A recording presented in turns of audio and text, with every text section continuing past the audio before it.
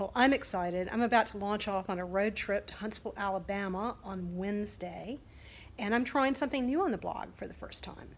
I'm going to be doing a little bit of video, really journaling every day, or maybe at least every other day. We won't overpromise and underdeliver, at least try not to.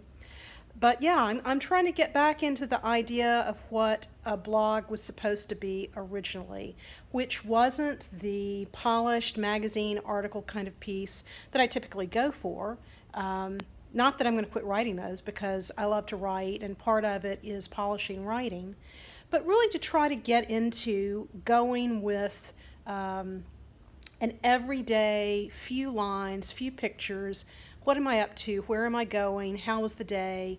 And finding that connection to being on the road, which is a really, I think, kind of raw and elemental part of what traveling is all about and what blogs really were originally. And I think that's something very cool.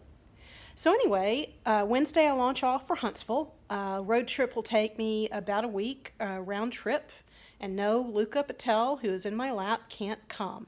He would be very miserable on the road, and yes, I would be very miserable with him. So he will be here with Trish, my trusty pet sitter.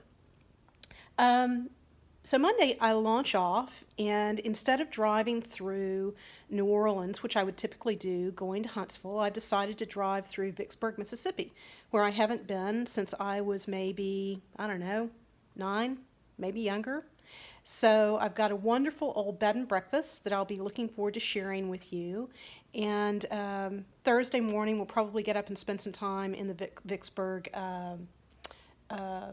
Civil War Park there before heading on to Tupelo, Mississippi, to wind up in Florence, Alabama on Friday. Now, you may be asking, what is in Florence, Alabama, and why am I stopping on a trip to Huntsville? Well, Helen Keller's home, Ivy Green, is very close to Florence. And then there is the very famous Muscle Shoals.